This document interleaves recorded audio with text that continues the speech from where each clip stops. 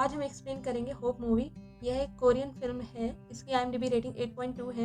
ये फिल्म 2008 की सत्य घटना पे आधारित 8 साल की बच्ची की लाइफ पे बनी।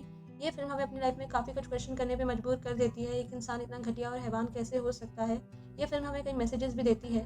तो हम फिल्म की शुरुआत में देखते हैं एक जनरल स्टोर जिसका नाम होप होता है। वो उसके पेरेंट्स ने अपनी बेटी के नाम पे रखा होता है।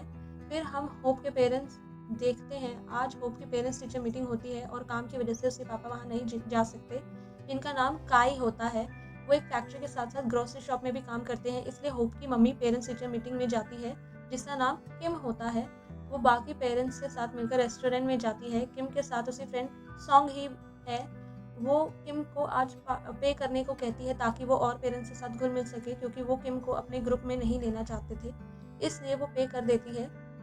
सॉन्ग ही का हस्बैंड काई का मैनेजर है, जो कि किम का हस्बैंड है और वो उसके साथ काम करता है। नेक्स्ट सीन में शॉपिंग करते वक्त किम सॉन्ग ही को कहती है, तुम अपने पति से कहो ना मेरे हस्बैंड की सैलरी बढ़ाए। तब सॉन्गी रिप्लाई में कहती है, वो कैसे सैलरी बढ़ाएगा, वो तो बस मैनेजर है। और तभी सॉन्गी नोटिस करती है, किम तुम तो प्रेग्नेंट हो। तब किम बताती है उसने अभी तक काई को ये बात नहीं बताई है। नेक्स्ट सीन में काई और वांग ही, इन दोनों के हस्बैंड, दोनों बहुत अच्छे दोस्त होते हैं। इन दोनों की फाइनेंशियल सिचुएशन वीक होने के कारण ये दोनों अच्छा खाना अफोर्ड नहीं कर पाते, इसलिए फैक्ट्री में ही वहीं पे मिला खाना खाते हैं। फिर नेक्स्ट सीन में हमें होप को दिखाया जाता है, जो कि इनकी बेटी होती है, जो क्लासरूम में अपने फ्रेंड का वेट कर रही होती है। उसका फ्रेंड वांग और सॉन्ग ही का ही बेटा होता है, जिसका नाम हम डैन रख लेते हैं।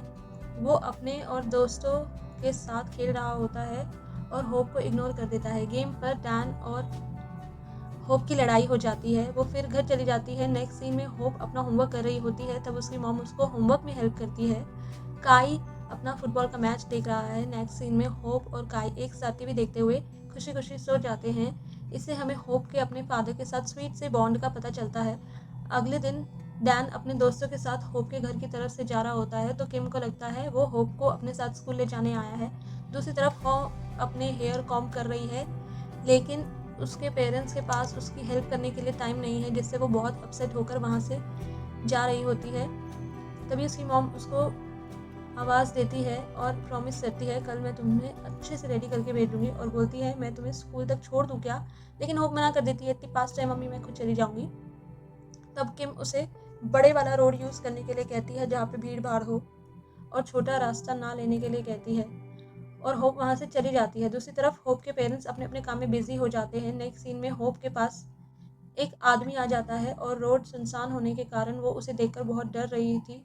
मूवी की स्टार्टिंग में हमें होप एक काइट की तरफ देखती हुई दिखती थी है, और इस सीन में वही काइट ज़मीन पर गिरी हुई मिलती है। ये काइट की होप की उम्मीद को रिप्रेजेंट करता है जो अब ख़त्म होने वाली है। वो आदमी होप से उसका छाता शेयर करने को कहता है। नेक्स्ट सीन में अम्ब्रेला हमें टूटी हुई दिखाई देती है और एक कमरे में खून में होप हमें भीगी हुई दिखाई देती है। वो बहुत ही रगड़ रगड़ के हाथ अपना आगे बढ़ाकर अपने फ़ोन से पुलिस को कॉल करती है, जो उसे हॉस्पिटल लेकर जाती है। वहाँ होप का सारा सामान बिखरा हुआ मिलता है। दूसरी तरफ किम को सोंगी का कॉल आता है, जो बताती है स्कूल के पास ना कुछ हादसा हुआ है किसी के साथ। ये सुनकर किम थोड़ी घबरा जाती है। फिर काई के पास हॉस्पिटल से कॉल आता है और वो पूरा शॉक हो जाता है होप के बारे में सुनकर, और भागकर हॉस्पिटल पहुंचता है। हॉस्पिटल में होप को बहुत चोट लगी हुई है। उसको और उस आदमी ने चाकू से मारने की कोशिश भी की थी, जिससे उसकी इंटेस्टाइन फट गई है। ये सब डॉक्टर होप के पेरेंट्स को बता रहे हैं। ये सब देखकर उसके पेरेंट्स बहुत रोते हैं और किम से ये सब देखा नहीं जाता और रोती हुई बाहर चली जाती है। लेकिन काई वहीं डॉक्टर से पूछता है अब क्या करना है। तब डॉक्टर उसे होप की सर्जरी के लिए बोलते हैं। दूसरी तरफ इन्वेस्टिगेशन काई को बताता है, हमें उस आदमी के फिंगरप्रिंट्स मिल गए हैं, अब हम उसे पकड़ लेंगे। नेक्स्ट सीन में होप मम्मी अपने आप को दोष देती है। होप की मम्मी अपने आप को दोष देती है, उस रोड पे से होप को जाने ही नहीं देना चाहिए था मुझे। तब उससे काय समझाता है तुम्हारी गलती नहीं है, और किम बताती है मेरे पास सौंगी का कॉल आया था, उसे ये सब पता था, उसने जानबूझ के मुझे नहीं बताया, और गुस्सा हो जाती है, अगर उसने ये बात किसी को बताई तो मैं उसे जान से मार दूंगी। दूसरी तरफ काई को डॉक्टर होप की गंभीर हालत के बारे में बताते हैं और कहते हैं अब आगे से काई कभी भी नॉर्मल टॉयलेट नहीं कर पाएगी, इसे हमेशा आर्टिफिशियल ऑर्गन के साथ ही रहना पड़ेगा और काई ऑपरेशन की मंजूरी दे देता है। वो कहता है आप बस मेरी बेटी को बचा लीजिए। अब होप के ऑपरेशन के बाद काई और किम उससे मिल सकते हैं। काई होप को बोलता है तुम बहुत जल्दी ठीक हो जाओगी, मम्मी बाहर ही है, वो मेरे बाद आएगी तुमसे मिलने। तभी होप उस आदमी का डिस्क्रिप्शन देने लगती है। काई कहता है अभी तुम पहले ठीक हो जाओ, फिर हम ये सब पूछेंगे। लेकिन होप कहती है नहीं, उस आदमी को सज़ा होनी ही चाहिए, अगर मैं सो गई तो मैं ये सब भूल जाऊंगी। वो कैसा दिखता था, ऐसे हालत में काई होप को देखकर टूट जाता है और डिटेक्टिव के पास जाता है, जिन्हें पता चल चुका है कि वो आदमी कौन है, पर ये सबूत उसको अरेस्ट करने के लिए काफ़ी नहीं होता है। उन्हें होप के स्टेटमेंट की ज़रूरत पड़ेगी। अगले सीन में किम ये बात सुनकर काई के पास जाती है और बहुत गुस्सा करती है। तुम उसे ये सब पूछकर फिर से हमारी बेटी को उस दुख में पहुंचाना चाहते हो, कैसे बाप हो तुम। तब उसे काई मनाता है। तभी वहाँ पे एक इन्वेस्टिगेशन आती है और उन्हें थेरेपी लेने की सलाह देती है। वो उन्हें एक साइकोलॉजिस्ट से मिलने को कहती है जो आज से होप की थेरेपी शुरू करने वाली है, और वो काई को होप के टॉयज और बुक्स लाने को कहती है। होप काई घर जाकर होप की ड्राइंग्स वगैरह बुक्स देखता है, जिसमें उसने अपना फेवरेट कार्टून कैरेक्टर कोकोमोंग बनाया होता है जो उसे बहुत पसंद है। वो उसके लिए कोकोमोंग टॉय भी लेकर जाता है। नेक्स्ट सीन में होप की थेरेपिस्ट किम और काई से बात करती है और उन्हें कहती है होप की स्टेटमेंट अभी लेना उसके लिए हार्ड हो सकता है, वो अभी मेंटली अनस्टेबल है, उसका स्टेटमेंट इस वक्त कोर्ट सीरियस नहीं लेगा। किन और काई उस कल्प्रिट को पकड़वाना चाहते हैं, इसलिए वो किम को मना लेता है। फिर होप की थेरेपिस्ट होप का स्टेटमेंट लेती है और कैमरा में प्रूव करती है कि होप स्टेटमेंट देते हुए पूरे होश में है, और उसे कई सारी तस्वीरें दिखाती है जिनमें से होप उस आदमी को पहचान लेती है जिसने उसके साथ ये सब गलत काम किया था।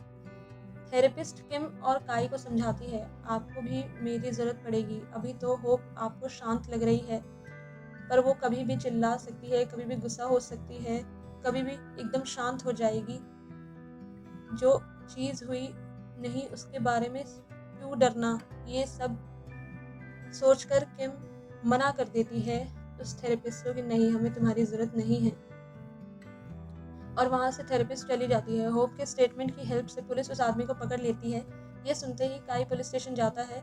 मीडिया की बहुत भीड़ इकट्ठी होती है जिस वजह से काई पुलिस स्टेशन नहीं पहुंच पाता। तभी वांग का फ़ोन काई को आता है और उसे होप की तबीयत के बारे में पूछता है। वो उसके लिए बहुत कंसर्न होता है।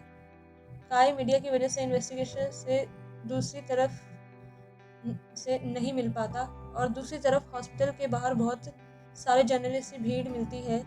वो घबरा जाता है और काई भागकर होप के पास पहुंचता है जिसे दूसरे रूम में शिफ्ट कर रहे हैं। तभी मीडिया उनके पास पहुंचने लगती है और सिर्फ उन्हें कोई फ़र्क नहीं पड़ता उस बच्चे की हालत कैसी होगी। उन्हें सिर्फ टीआरपी के लिए वो कैसे लोग थे उसके पीछे पीछे भाग रहे हैं। उन्हें उस बच्चे की जान से कोई मतलब नहीं था। किम उन्हें रोकती है, उनके आगे गिड़गिड़ाती है प्लीज़ ऐसा मत करो, मेरी बच्ची मर जाएगी।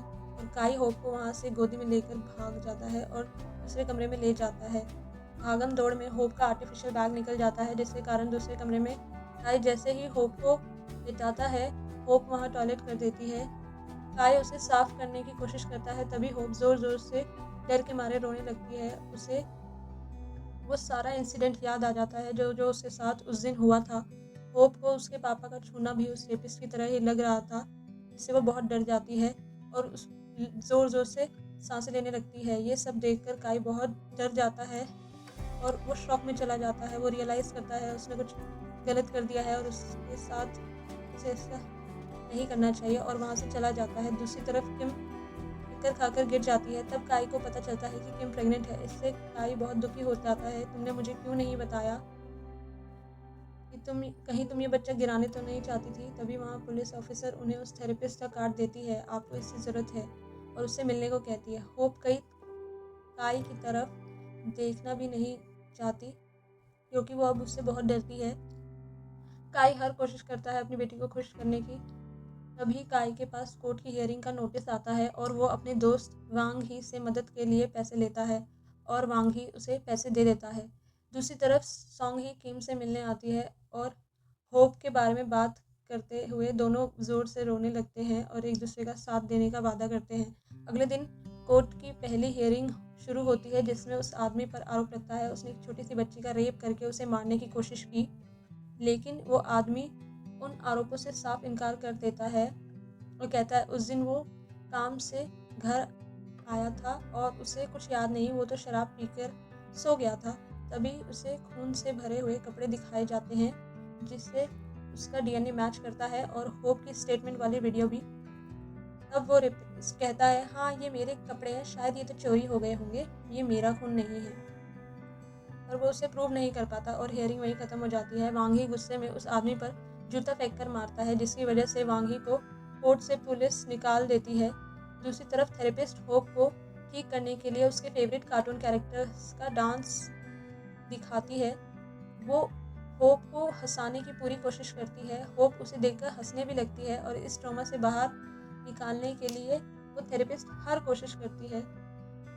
काई के बहुत सारे पैसे खर्च हो जाते हैं, फिर भी वो एक कोकोमोन की ओल्ड कॉस्ट्यूम कुछ दिनों के लिए रेंट पे ले लेता है ताकि वो अपनी बेटी के साथ टाइम स्पेंड कर सके और उससे बात कर सके। और अगले सीन में काई कॉस्ट्यूम पहनकर होप के पास जाता है, लेकिन वो उससे बात नहीं करता है ताकि होप उससे ना डरे, इसलिए वो एक दूसरे से लिखकर ही बात करते हैं। होप काई होप के इलाज के 8 महीने पूरे हो चुके हैं और थेरेपिस्ट अभी भी चल रही है। वो और उसकी फैमिली इस डर और ट्रॉमा से बाहर निकल सके और होप के फ्रेंड्स उसके घर के गेट पे गुड विशेस से कार्ड चिपकाते हैं ताकि वो सब जब आए तो वो ये सब देखकर बहुत खुश हो सके। दूसरी तरफ काई ऑनलाइन तरीके ढूंढता है कि कैसे वो अपनी बेटी से बात कर सके, क्योंकि अभी तक भी होप उस डर से पूरी तरह से निकल नहीं पाई है। किम और काई के फ्रेंड्स उनके लिए डोनेशन इकट्ठे करते हैं। कुछ दिनों में होप अपने घर चली जाती है, पर होप के मन में डर होता है कहीं वो गंदा आदमी फिर से उसको ना मिल जाए और उसके साथ फिर से वही हरकतें ना कर ले और उसके सारे दोस्त उसका मजाक बनाएंगे उसका आर्टिफिशियल बैग देखकर और उसकी आवाज़ सुनकर। लेकिन उसके पेरेंट्स होप को उसके डर से बाहर निकालने के लिए उसे ले जाते हैं। जब वो उसी सेम रोड से गुजरती है तो होप को सब याद आ जाता है और उसको पैनिक अटैक शुरू हो जाता है। लेकिन जब वो अपने घर के बाहर गेट पे लगे गुड विशेस को देखती है तो वो शांत हो जाती है और उसका ट्रॉमा पैनिक भी शांत हो जाता है। अगले दिन डैन आई से होप के बारे में पूछता है और ज़ोर ज़ोर से रोने लगता है। अगर मैं उस दिन होप के साथ गया होता तो उसके साथ ये सब नहीं होता।